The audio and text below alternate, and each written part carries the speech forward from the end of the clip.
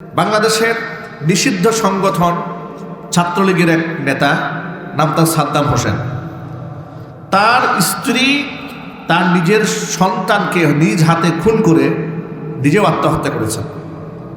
এই ঘটনায় জানাজার নামাজে পড়ানোর ক্ষেত্রে তাকে প্যারোলে মুক্তি দেওয়া হয় নাই। জেল গেটে তিনি তার স্ত্রী এবং তার সন্তানকে জীবনের শেষ দেখা দেখেছেন, ছুঁয়েছেন। এটা নিয়ে গোটা বাংলাদেশের মানবিক আবেদন চলে আসলো যে একটা মানুষ এতটা নিষ্ঠুর হয় কি করে, একটা রাষ্ট্র ব্যবস্থা এতটা নিষ্ঠুর হয় কি করে। এই প্রশ্ন আসাটা স্বাভাবিক একটা ব্যাপার, ঠিক না ঠিক বলেন? কিন্তু এই প্রশ্নটা আজকে কেন স্বাভাবিক হয়ে আসবে? বিগত 16 বছর তো এর থেকেও ভয়াবহ ঘটনা বাংলাদেশে মাসে মাসে ঘটেছে, কথা ঠিক না ঠিক বলেন? এরকম ঘটনা বাংলাদেশে মাসে মাসে ঘটেছে। তখন এই দেশের মানবতাবাদীরা কোথায় ছিলেন?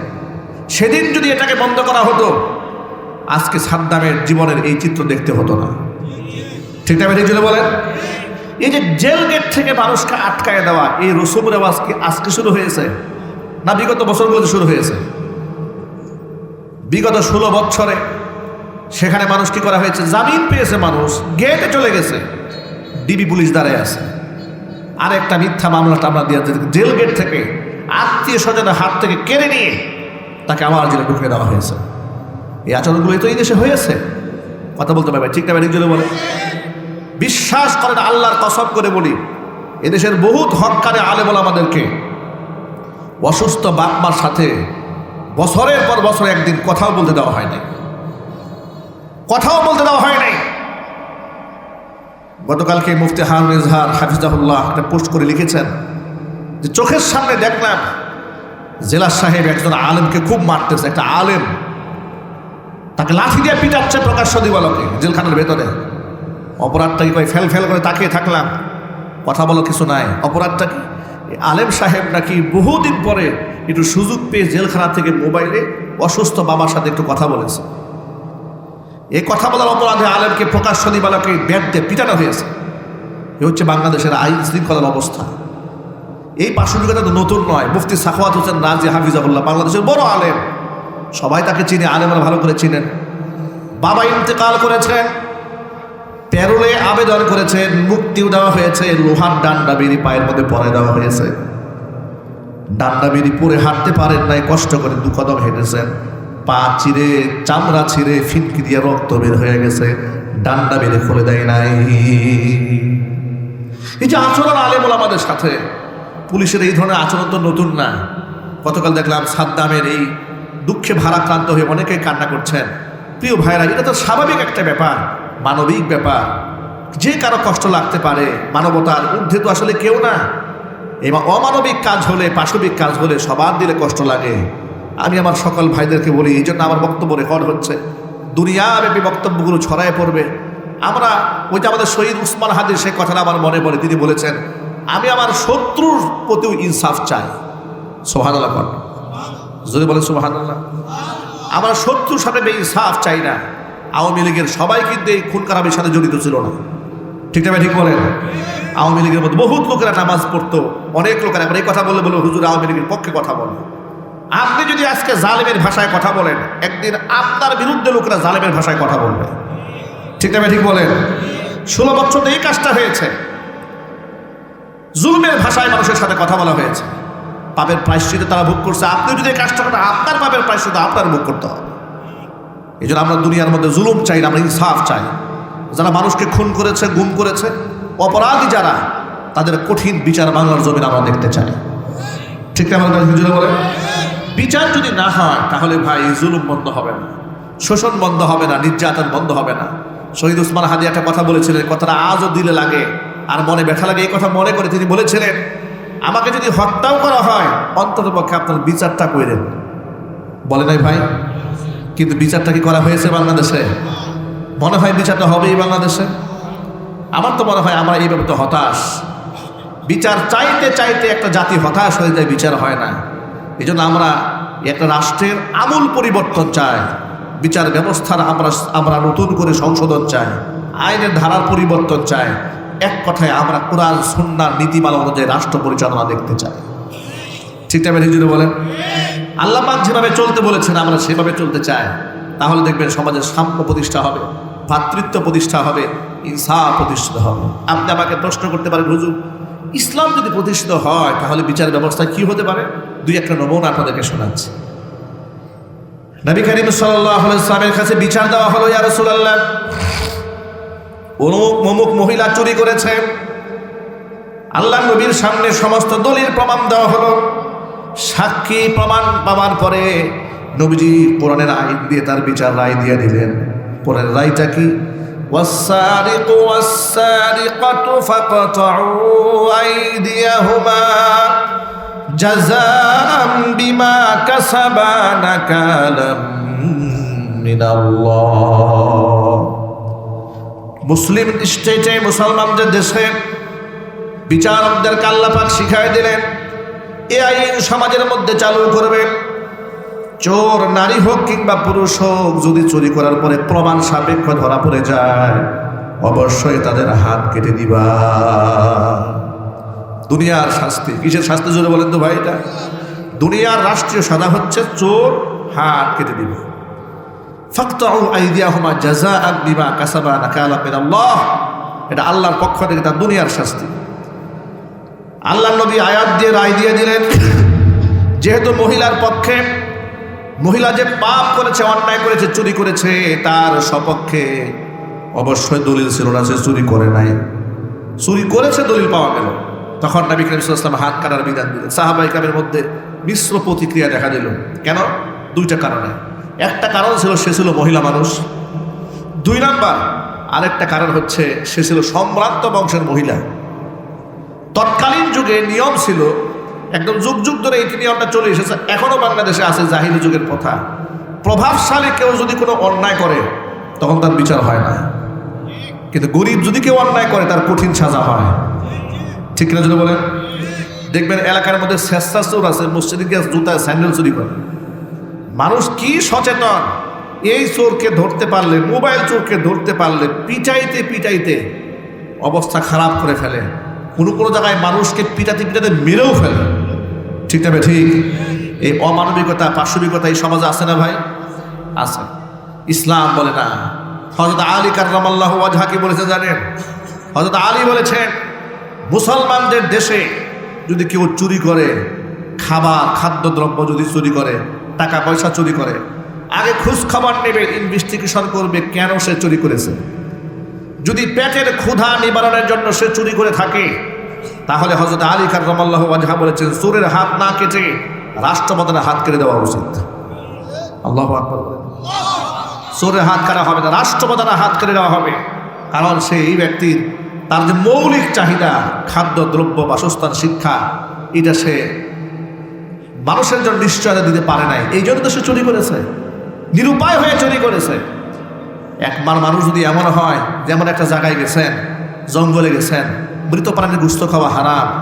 আপনি এখন যদি একটা মরা হরিণ পেয়েছেন, যদি একটু না খান আপনি মরে যাবেন না খেয়ে থেকে, তখন আপনার জন্য এই হারামটাও সীমিত সময়ের জন্য আল্লাহ পাক হালাল করেছেন। সুবহানাল্লাহ। আল্লাহু আকবার বলেন। তো এই লোকটা চুরি করেছে, এমন যদি হয় যে তার মা হসপিটালে বেডে শুয়ে আছেন, সন্তানটা আইসিইউতে আছেন, এলাকায় এলাকায় ঘুরেছে, একটু সহযোগিতার হাত বাড়িয়েছে, কেউ সহযোগিতা করে নাই, অবস্থা এমন হয়েছে নিজের স্ত্রী এখন একেবারে অন্তঃসত্ত্বা, স্ত্রী ডেলিভারি পেইন উঠেছে, হসপিটালে নেওয়া হয়েছে। এমন সময় তার কাছে কোনো টাকা পয়সা নাই, দৌড়দৌড়ি শুরু করেছে, কারো কাছ থেকে পায় না, ধার পায় না, সহযোগিতা পায় না, এমনকি সুদে তাকে অনেকেই দিতে চায়, কিন্তু এমনি টাকা দিতে চায় না। নিরীহ গরিব মানুষ এইরকম মুসিবতে পড়ে কোথাও একটা চুরির ঘটনা ঘটাই দিয়েছে। এখন এই লোকের দলিল প্রমাণ পাওয়ার পর আপনি তার হাতটা কেটে দিলেন, ইনসাফ হবে? যদি বলেন ভাই ইনসাফ হবে? এই জন্য ইনভেস্টিগেশন প্রয়োজন, তথ্য তালাশ করতে হয় সে কেন এই কাজটা করেছে। আল্লাহু আকবার বলেন। নবী করিম সাল্লাল্লাহু আলাইহি ওয়াসাল্লাম এই মহিলার ব্যাপারে সব তথ্য উপাত্ত ঘাটলেন, দেখলেন যে সম্ভ্রান্ত মহিলা, টাকা পয়সার কোনো অভাব নাই, কিন্তু সে অভাবের কারণে চুরি করে নাই, করেছে স্বভাবের কারণে। কিসের কারণে? স্বভাব চোর। দেখেছেন, দেখবেন ঢাকা শহরে বহুত ফকির আছে, আপনার আমার সাথে অনেক বড় লোক, ঠিক না? ভিক্ষা করে ঢাকা শহরে জমিও কিনেছে, 5 তলা বাড়ির মালিক হয়েছে। এরপরে রাস্তাঘাটে ভিক্ষা করে। জিজ্ঞেস করা হলো, তুমি এই কাজটা কেন করো? করে, ভাই এটা বাপ দাদার ঐতিহ্য না। ভাই তোমার তো বাড়ি আছে, বাড়ি থাকলে কি হবে, এই বাড়ি তো আমি এই টাকা দিয়ে করেছি, তো ইনকামকে বন্ধ করা যাবে নাকি? উনি এখনো ভিক্ষা করে। বা ঢাকা শহরে বহুত ফকিরের বাড়ি আছে। নাউজুবিল্লাহ পড়েন, আউজুবিল্লাহ বলেন, নাউজুবিল্লাহ। আবার ফকিরদেরকে অঙ্গহানি করে রাস্তায় এত ছোট্ট বাচ্চাদেরকে ফেলে রাখে, এরকম বিভিন্ন গ্রুপ আছে, অসৎ লোক আছে। আল্লাহ পাক যেন এই সমস্ত কবল থেকে জাতিকে হেফাজত করেন, হুজুরে বলেন আমিন। তা আল্লাহ নবী যখন শুনলেন এই মহিলার তেমন কোনো নাই, পিছু টান নাই, স্বভাবে চুরি করেছে, তখন নবী সাল্লাল্লাহু আলাইহি ওয়াসাল্লাম তার হাত কাটার ফয়সালা দিয়ে দিলেন। সাহাবায়ে কেরামের মধ্যে বিশ্ব প্রতিক্রিয়া দেখা দিল, সম্ভ্রান্ত বংশের মহিলার হাত কেটে দেওয়া হবে, কি মারাত্মক ব্যাপার! যদি একটু সহজ করা যেত, শাস্তিটা একটু কমায় দেওয়া যেত তাহলে ভালো হতো। এটা নাকে মুখে চুনকালি দেওয়া হতো তাহলে তো ভালো হতো। বড় লোকের ক্ষেত্রে যেটা হয়, দেখবেন যে নিরপরাধ গরিব মানুষ মিথ্যা মামলায় অ্যারেস্ট হয়েছে, 6 বছর হয়ে গেছে, জামিন হয় না। আর বড় লোক মানুষ খুন করেছে, মারার কেসের আসামি, অস্ত্র সহ ধরা পড়েছে, 3 মাসের মধ্যে জামিন। ঠিক না বেরিয়ে বলেন? এগুলো কি বাংলাদেশে আছে না নাই? আরো জোরে বলেন। যে কয়েকদিন আগে দেখেছেন না, জুলাই যুদ্ধে একটা ছিল হবিগঞ্জে বাড়ি, কি যেন নাম, রিমান্ড ঘোষণা হয়ে গেছে। আন্দোলন যখন তুমুল চাঙ্গা হয়ে গেছে, পুলিশ বলে ভিক্ষা চাই না, কোটটা ঠেকাও, রিমান্ড দেওয়া লাগবে না, তার রিমান্ড কাটা, এটা ছেড়ে দাও। এটা কি বাংলাদেশের কোনো শাসন ব্যবস্থা হলো? ইনসাফ হলো? হ্যাঁ, আপনি ধরে নিয়েছেন, আমরা ধরে নিলাম এই ছেলের কোনো অন্যায় নাই, জোরপূর্বক করা হয়েছে, তাহলে যারা জোরপূর্বক নিরাপরাধ মানুষকে অপরাধী বানিয়েছে তাদের বিচার হওয়া দরকার। চিন্তা মেনে যদি বলেন, এদের তো বিচার হওয়া উচিত। ওই জুলাই যোদ্ধা সুরভি একটা মেয়ে, বয়স হলো 17 বছর, এসআই তাকে লিখেছে 21 বছর, যাতে করে রিমান্ডে নেওয়া যায়, যাতে করে জেলখানায় বন্দি করা যায়। এখন সেই এসআইয়ের বিচার হওয়া উচিত। কথা বলেন না, ঠিক না ঠিক যদি বলেন? এগুলার বিচার যদি না হয় তাহলে এই দেশে কোনো দিন ইনসাফ হবে না। ইনসাফ আপনি আশা করতে পারবেন না, শুধু কাটতে হবে আর ওয়াজ করতে হবে, ফায়দা হবে না। এবার শুধু আল্লাহর নবী যখন রায় দিয়া দিলেন, সাহাবীদের মধ্যে মিশ্র প্রতিক্রিয়া দেখা দিল। যদি শাস্তি একটু কমানো যায়, কিন্তু এই প্রস্তাবটা রসুলের কাছে বলবে কি, কেউ সাহস পাচ্ছে না। সবাই মিলে পরামর্শ করলো। হুজুরের খুব প্রিয় ভাজন একজন ব্যক্তি আছে, নাম উসামা ইবনে জায়েদ রাদিয়াল্লাহু তাআলা আনহুর ছেলে উসামা, হুজুরের নাতি। এত মহব্বত করে হুজুর তাকে, তার উপাধি হচ্ছে হিব্বু রাসূলিল্লাহি সাল্লাল্লাহু আলাইহি ওয়াসাল্লাম, রসুলের ভালোবাসার পাত্র, এক কথায় রসুলের কলিজার টুকরা। সবাই উসামা ইবনে জায়েদের কাছে গেছে, উসামা আমরা তো বলতে সাহস পাচ্ছি না, তুমি রসুলের কাছে গিয়ে কথাটা বলো যে সবাই চাচ্ছে মহিলা মানুষ, সম্ভ্রান্ত মহিলা, যদি একটু শাস্তি লঘু করে দেওয়া যায়, একটু কমিয়ে দেওয়া যায়, একটা মহিলা মানুষের হাত কাটা হবে, কত ভয়ঙ্কর কঠিন আইন। হুজুরের কাছে উসামা ইবনে জায়েদ প্রস্তাব নিয়ে গেলেন। আল্লাহর নবী যখন উসামা ইবনে জায়েদের মুখ থেকে প্রস্তাবখানা শুনলেন, ইহমাররাত ওয়াজহু, হুজুরের চেহারা লাল হয়ে গেছে রাগে গুসরায়, ওয়াস্তাদ্দা গাদাবু, হুজুরের মিজাজ নষ্ট হয়ে গেছে, মারাত্মক ক্রোধান্বিত হয়েছেন। হুজুর বললেন, কদ হালাকা মান কানা ক্বাবলাকুম, তোমাদের পূর্বে এই দুনিয়াতে যে উম্মতটা ছিল, এই উম্মতগুলো বনী ইসরাইল সম্প্রদায়ের লোকরা এই কারণে ধ্বংস হয়েছে। ওরা সবল মানুষের বিচার করতো না, দুর্বল মানুষের বিচার করত। আজকে তোমাদের মধ্যে সেই কামনা বাসনা শুরু হয়েছে, তোমরা সবল মানুষের বিচার করতে চাও না। মনে রেখো, এই পাপের কারণে তোমাদের পূর্ববর্তী কওমরা ধ্বংস হয়েছে। এরপরে রসুল কসম করে বলেন, ওয়াল্লাহি, আমি আল্লাহর নামের কসম করে বলি, আমার মেয়ে ফাতেমাও যদি চুরি করতো, লাকাতাতু ইয়াদাহা, আমি নিজ হাতে ফাতেমার হাতটা কেটে দিতাম। সুবহানাল্লাহ বলেন। এরা নাকি ইসলামের বিচার। কিসের বিচার জোরে বলেন? এখন আপনারা বলেন এগুলা হচ্ছে শরীয়তের আইন। কিসের আইন এটা? শরীয়তের আইন। এই আইনগুলো আমাদের দেশে দরকার নাই? এটা জোরে বলেন ভাই, দরকার নাই? অনেক ভাইরা বলেন শরীয়তের আইন হলে আমাদের কি হবে? আপনাদের কি হবে মানে আপনার অধিকার রক্ষা হবে, আপনাদের কেউ চোখ রাঙিয়ে তাকাতে পারবে না, আপনার দলের ভয় দেখায় প্রভাব খাটিয়ে আপনার স্ত্রীকে ধর্ষণ করতে সাহস পাবে না। ঠিক তবে ঠিক, আল্লাহর আইন দরকার। আল্লাহর আইনের জন্য লড়াই করুন এই বাংলার জমিনে। বিশ্বাস করেন, খোদার কসম, আপনি তো বলেন যে আমি ইনসাফ ভিত্তিক রাষ্ট্র করবো, আপনি ইনসাফ পাবেন না যতক্ষণ ইসলাম না পাবেন। ঠিক তবে ঠিক, ইসলাম যেখানে ইনসাফ সেখানে, ইসলাম নাই যেখানে ইনসাফ নাই সেখানে। আপনি বলবেন ইউরোপে আমেরিকাতে ইনসাফ আছে, ঘুরার দেবের ইনসাফ আছে। ভেনেজুয়েলার রাষ্ট্রপ্রধানকে এই পাগলা ট্রাম্প একটা স্বাধীন রাষ্ট্রের প্রধানমন্ত্রীকে বিমান হামলা করে স্ত্রী সহ উঠাই নিয়ে আসলো শক্তির বলে, গায়ের জোরে। ঠিক টাইমে ঠিক জোরে বলেন। সুস্থ মানুষটা পাগল। হ্যাঁ, এরপরে দেখেন ফিলিস্তিনে হাজার হাজার লক্ষ লক্ষ মানুষকে ঘর বাড়ি ছাড়া করলো, উদ্বাস্ত করে দিল, শহর নগর বন্দরকে ধ্বংস করে দিল, অসংখ্য নারী এবং শিশুদেরকে হত্যা করলো। হসপিটালে বাচ্চারা চিকিৎসা নিচ্ছে, সেখানে ডাক্তার সহ সমস্ত রোগীদেরকে বোম মেরে উড়াই দেওয়া হলো। এটার নাম ইনসাফ? যদি জবাব দিয়ে বলেন এটার নাম ইনসাফ? আফগানিস্তানের মাটিতে 20 বছর 49টা মিত্র রাষ্ট্রকে সাথে নিয়ে পশ্চিমারা বিমান হামলা চালিয়েছে। একটানা 20 বছর 2001 থেকে 20 সাল পর্যন্ত আফগানের মাটিটাকে ঝাঁঝরা বানিয়ে দিয়েছে। 70,000 তালিবানকে তারা শহীদ করেছে। সর্বশেষ আল্লাহর সাহায্য নিয়ে তালিবানদেরকে আল্লাহ পাক বিজয় দান করেছেন। তালিবানরা বিজয় হয়েছে, আমেরিকার নাকে খত দিয়ে পালায় গেছে। আল্লাহু আকবার বলেন। এরা নাকি গণতন্ত্রের কথা বলে, এদের মধ্যে গণতন্ত্র আছে? পশ্চিমাদের মতো উগ্রবাদী আর সন্ত্রাসী পৃথিবী তার একটাও নাই। ঠিক তেমনি জন্য বলেন, ওরাই দুনিয়ার মধ্যে সবচেয়ে বড় গুন্ডা এবং মাস্তা এবং সন্ত্রাসী। ওরা আসে আমাদেরকে মানবতা শেখাতে। মানবতার নামে ওরা কি সবক শিখায় জানেন? মানবতার নামে ওরা আমাদেরকে বুঝাতে চায় যে মানবাধিকার মানে হচ্ছে যেই ব্যক্তি পুরুষ হয়ে জন্ম নিল কিংবা নারী হয়ে জন্ম নিল, এটা তার পরিচয় নয়। পরিচয় হলো সে নিজের কি মনে করে।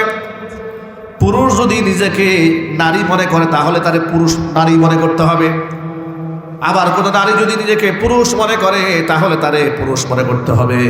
জোরে জোরে বলেন নাউজুবিল্লাহ। অঙ্গ প্রত্যঙ্গ কি আছে দেখার দরকার নাই, যে নিজেকে যা মনে করে তাকে তাই মনে করতে হবে। এটার নাম নাকি মানবাধিকার। নাউজুবিল্লাহ পড়েন। এরপরে নারী অধিকারের কথা কি বলে? নারী অধিকার হচ্ছে নারী যদি এখান থেকে ল্যাংটা হয়ে যেতে চায় তাহলে তার অনুমতি প্রদান করতে হবে, এটা মানুষের অধিকার। নাউজুবিল্লাহ পড়েন। ওই দেখেছেন না, সাংবাদিকরা প্রায় সময় ইদানিং ইসলামপন্থী নেতাদেরকে প্রশ্ন করে, আপনারা ক্ষমতা আসলে কি মেয়েরা হাফ প্যান্ট পরে চলতে পারবে? আবার ইসলামপন্থী লোকেরা আবার একটু তাদেরকে খুশি করার জন্য বলে, হ্যাঁ অসুবিধা নাই তো, কে হাফ প্যান্ট পরে চলবে, জিন্সের প্যান্ট পরে চলবে, আমরা সবাইকে নিরাপত্তা দেব। একটু জোরে বলেন নাউজুবিল্লাহ, একটু জোরে বলেন নাউজুবিল্লাহ। আচ্ছা, সমাজের মধ্যে হাফ প্যান্ট পরে মেয়ে মানুষ চলাটা এটা কি নারীদের অধিকার না বিশৃঙ্খলা? আরো যদি বলেন, ভালো কাজ না খারাপ কাজ?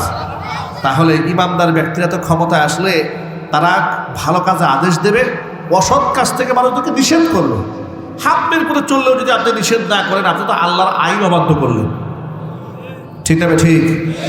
আমার আল্লাহ তাআলা কোরআনে সূরাতুল হজ্জের 41 নম্বর আয়াতে ঘোষণা করেছেন, আল্লাযীনা ইম্মাক্কান্নাহুম ফিল আরদি আকামুস সালাতা ওয়া আতাবুজ যাকাতা ওয়া আমারু বিল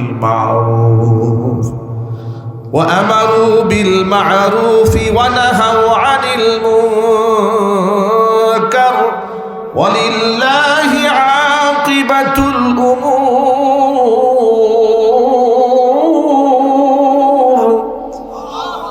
আল্লাহ পাক বলেন, ইমানদার ব্যক্তিদেরকে যদি আমি জমিনের নেতৃত্ব প্রদান করি, 4 দফা কাজ করবে জমিনে।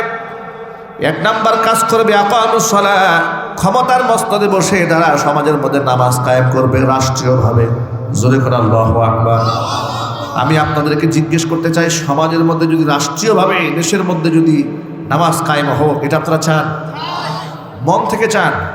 কারা কারা চান হাত দেখি তো ভাই। মন থেকে চান যে নামাজ না পড়ে কেউ থাকতে পারবে না? মাশাআল্লাহ বলেন, আলহামদুলিল্লাহ বলেন। দেখবেন সমাজে 50% অপরাধ এমনিতেই কমে যাবে সমাজে যদি নামাজ কায়েম করে দেওয়া হয়। ঠিক কিনা বলেন? 2 নাম্বার ওয়াতাবুজ যাকাত, সমাজের মধ্যে ইমানদারেরা ক্ষমতার মস্তদে আসলে তারা সমাজের মধ্যে যাকাত আদায় করবে। যাকাত যদি আদায় করা হয়, সমাজের মধ্যে রাস্তাঘাটে একটা ভিক্ষুকও খুঁজে পাওয়া যাবে না। ভিক্ষুক তো খুঁজে পাবেন না, সাথে সাথে এই যে সমাজের মধ্যে এনজিও আছে না, গ্রামগঞ্জের লোকদেরকে দেখবেন সুদ দেয়, 50,000 টাকা, 1 লাখ টাকা, 1.5 লাখ টাকা সুদ দিয়ে কি করে জানেন? দিয়েছে 1 লাখ, দেয় 5 লাখের পরে সুদ হয় না। ঠিক না? ঠিক বলেন। এমন বিপদে পড়ে, বেটা গরিব মানুষ তো, সুদ একটু নিয়ে ক্ষেত খামারে কাজ করেছে, বীজ বপন করেছে, ফসল ভালো হয় নাই অতিবৃষ্টির কারণে, অনাবৃষ্টির কারণে, মৌসুম ভালো হয় নাই, ব্যবসা ভালো হয় নাই, এখন আপনাদেরকে জিজ্ঞেস করি, এখন ব্যাংক কি আপনার এই সুদ মাফ করবে? বুঝতে বলেন। এইভাবে গোটা দেশের কত মানুষ যে ঘর হারা হয়েছে, বাড়ি ছাড়া হয়েছে, কত মানুষ নিঃস্ব হয়েছে, কত মানুষ ফকির হয়েছে, কথা বলতে হবে ঠিক কিনা? আমার নিজের পরিচিত লোকদেরকে দেখেছি, বাড়ি করেছে খুব শখ করে, ব্যাংক লোনের কারণে একটা একটা করে ফ্ল্যাট বিক্রি করতে করতে করতে করতে পুরো বাড়িটাই ব্যাংকে দিতে হয়েছে। সুদ মানুষকে কল্যাণ দেয় না, সুদ মানুষকে নিশ্চিহ্ন করে দেয়, সুদ মানুষের জীবনটাকে ধ্বংস বানায় দেয়। যাকাত ভিত্তিক অর্থ ব্যবস্থা চালু হয়ে গেলে এই সমাজে আর সুদ চলবে না। আল্লাহ পাক বলেছেন, ইয়ামহাকুল্লাহু রিবা ওয়া ইউরবিস সাদাকাত। সুদকে আল্লাহ নিশ্চিহ্ন করে দেন আর দানকে আল্লাহ পাক বৃদ্ধি করে দেন। যদি বলেন সুবহানাল্লাহ। সুদের সাথে আমাদের সম্পৃক্ততা হবে না। আল্লাহ পাক যেন আমাদেরকে মাফ করে দেন। একটু জোরে বলেন আমিন। তাহলে 1 নম্বর বিষয় হচ্ছে আকামুস সালাহ, নামাজ কায়েম করবে। 2 নম্বর বিষয় আতাবুজ যাকাত, তারা যাকাত দেবে, রাষ্ট্রীয়ভাবে যাকাত দেওয়া হবে। 3 নম্বর ওয়া আমারু বিল মারুফি, সৎ কাজের আদেশ দেবে। 4 নম্বর ওয়া নাহাউ আনিল মুনকার, অসৎ কাজ থেকে মানুষদেরকে নিষেধ করবে। এবার আপনারা বলেন, চুরি করা ভালো কাজ না খারাপ কাজ? ব্যভিচার করা ভালো কাজ না খারাপ কাজ? হাফ প্যান্ট পরে মহিলারা ফুটবল খেলা ভালো কাজ না খারাপ কাজ? আরে আমি দেখি বাংলাদেশে এমন কিছু সুশীল আছে, হাফ প্যান্ট পরা ফুটবল প্লেয়ার মহিলাদেরকে সাপোর্ট করে। তারা বলে এটাও একটা নারী অধিকার। নাউজুবিল্লাহ পড়ে। মেয়েরা দেখেন আরো জঘন্য ভাষায় কি বলবো, আপনাদের এই এলাকা তো নাম কি, গোয়ালন্দ। আপনাদের পার্শ্ববর্তী একটা এলাকা আছে দৌলতদিয়া, সেখানে পতিতাবৃত্তি করা হয়, ঠিক না? এই পতিতালয়ে যে সমস্ত মেয়েরা এই বাজে কাজগুলা করে, সামাজিকভাবে আপনারা কি মনে করেন কাজগুলো ভালো কাজ না খারাপ কাজ? একটু খারাপ না জঘন্যতম খারাপ? জঘন্যতম খারাপ। এটা মানবতার বিরুদ্ধে সবচেয়ে জঘন্যতম অন্যায় এবং অপরাধ। যদি দেশে ইসলাম কায়েম হয় তাহলে সব ধরনের অন্যায় মোকাবেলা করবে রাষ্ট্র। যদি বলেন সুবহানাল্লাহ, যদি বলেন আল্লাহু আকবার। তখন বলবে এদের কি করা হবে? এদের হালাল রুজি রোজগারের কর্মসংস্থান করে দেওয়া হবে। এদের ব্যবসা বাণিজ্য, এদের চাকরি বাকরি, জীবন চলার পাথেয় রাষ্ট্র এদেরকে জোগাড় দেবে। সমস্ত অন্যায় থেকে এদেরকে বের করে নিয়ে আসবে। আমাদের বাংলাদেশে মাদকের লাইসেন্স দেওয়া আছে, মদ কিন্তু আমাদের দেশে লাইসেন্স পাওয়া যায়। 21 বছর হয়ে গেলে ছেলেমেয়েরা মদ খাইতে পারে যদি লাইসেন্স থাকে তার। কয়েকদিন আগে দেখেছি যে পুলিশের কিছু সদস্য যৌথ বাহিনীর অভিযানে এক মহিলাকে এয়ারপোর্টে গ্রেফতার করেছে, গাড়ি সার্চ করেছে, বিদেশি মদ পাওয়া গেছে। তো মহিলাকে ধরলো, মহিলা খুব জোর গলায় বলতেছে, আপনারা আমাকে হেনস্থা করছেন কেন? আমার তো লাইসেন্স আছে। নাউজুবিল্লাহ পড়ে খুব গৌরবের সাথে বলছে। আবার চাপ করে দেখলাম এক টিকটকার মহিলাকে গ্রেফতার করা হয়েছে। সাংবাদিকদের সামনে মহিলা ধমক দিয়ে বলছে, আপনারা আমাকে হয়রানি করছেন কেন? আমি মদ খেয়েছি, আমার লাইসেন্স আছে, আমি তো খারাপ কিছু করিনি। নাউজুবিল্লাহ পড়ে। এই যে খারাপ কাজগুলোকে ভালো মনে করা, এই যে ট্রেডিশন, এই যে চর্চা, সব বন্ধ হয়ে যাবে। এটি শান্তির সমাজ বিনির্মাণ হবে। আমার মা বোনরা রাস্তাঘাটে লাঞ্ছিত হবেন না, অপমানিত হবেন না, বেইজ্জত হবেন না। আপনি দেখুন বাংলাদেশে তনুকে ধর্ষণ করে হত্যা করা হয়েছে, বিচার হয় না, ঠিক না? ঠিক বলেন। এরপরে বাংলাদেশের সেনা অফিসারদের 57 জনকে খুন করা হলো, বিচার হলো না। শাপলা চত্বরে গণহত্যা চালানো হলো, বিচার হলো না। এরপরে সাগর রুনি হত্যা করা হয়েছে, বিচার হলো না। মেজর সিনহাকে কক্সবাজারের সমুদ্র সৈকতে টেকনাফের লিঙ্ক রোডে সেখানে মাথার মধ্যে বন্দুক দিয়ে শুট করে ওসি প্রদীপ এবং লিয়াকত দুজনে মিলে খুন করলো, বিচার হলো না। ফাঁসির রায় হয়ে গেছে, ফাঁসি কার্যকর হয় না। দেখেছেন গণতান্ত্রিক সিস্টেমে খুনিদেরকে কেমনে আশ্রয় দেওয়া হয়, প্রশ্রয় দেওয়া হয়। এই জন্য আপনাদেরকে বলি ভাই, এই সিস্টেমে আগামীর ভবিষ্যতে আমাদের নিজের জীবনের নিরাপত্তা নাই, আমাদের সন্তানের জীবনের নিরাপত্তা নাই। আজকে এখানে আপনাকে কিংবা আমাকে যদি খুন করা হয়, এর বিচার আমার আত্মীয় স্বজন পাবে কোনো গ্যারান্টি দিতে পারবেন? যদি বলেন ভাই পারবেন, পারবেন না। তাহলে একটা দেশ স্বাধীন হলে আমরা কি এরকম একটা দেশে চেয়েছিলাম? না, আমরা এরকম দেশ চাই না। আমরা চেয়েছিলাম ইনসাফের একটা বাংলাদেশ, ঠিক না? ঠিক জন্য বলেন। আর সেটা তখনই সম্ভব হবে যখন আমরা আল্লাহ কোরআন দিয়ে, রাসূলের সুন্নাহ দিয়ে আমাদের ব্যক্তি জীবন, পারিবারিক জীবন, সামাজিক জীবনকে পরিচালনা করতে পারি। আমরা কি চেষ্টা করবো না ইনশাল্লাহ? আল্লাহ পাক যেন কবুল করে, জোরে বলেন আমিন। আজকের পর থেকে যত ভাইরা এখানে এসেছি, আমরা আমাদের গুনার জন্য আল্লাহর কাছে মাগফিরাত কামনা করব, আল্লাহ পাক যেন আমাদেরকে ক্ষমা করে দেন। আর আমি অসুস্থ মানুষ, হঠাৎ করে তো বলেছি আসার পথে রাস্তায় প্রচণ্ড জ্বর, এখনও গায়ে মনে হয় 100-র উপরে জ্বর আছে। আপনাদের সামনে কথা বলছি, দায়িত্ববোধের কারণে কথা বলেই যাচ্ছে। বাসা হলে তো শুয়ে থাকতাম, বিশ্রাম নিতাম, কিন্তু আপনারাও বড় আশা করে দাওয়াত দিয়েছেন, অনেক দিন আগে দাওয়াত দেওয়া হয়েছে। আশাহত হবেন, নিরাশ হবেন, হতাশ হবেন, এই জন্য নিজের দায়িত্ববোধ থেকে লম্বা সময় কথা বলার চেষ্টা করেছি। আল্লাহ পাক যে কথাগুলো আপনাদের সামনে উপস্থাপন করেছি, সবার আগে আমাকে আমল করার তৌফিক দান করেন, আমার ভাইদেরকে আমল করার তৌফিক দান করেন, আমার মা বোনদেরকে আল্লাহ তাআলা আমল করার তৌফিক দান করেন। আজকের পর থেকে আমরা কেউ এক ওয়াক্ত নামাজও কাজা করবো না, বলেন ইনশাআল্লাহ। কারা কারা রাজি আছেন? দোয়া দেখতে চাচ্ছি ভাই, ইনশাআল্লাহ। মাশাআল্লাহ, আল্লাহ তুমি কবুল করে নাও। সকলে একটু জোরে বলেন আল্লাহুম্মা আমিন। যারা টাকা দিয়ে, পয়সা দিয়ে, বুদ্ধি এবং শ্রম দিয়ে, সময় দিয়ে এই বেহেশতের বাগান সাজিয়েছেন, আল্লাহ পাক তাদের সকলকে কবুল করেন, মঞ্জুর করেন। জোরে বলেন আমিন।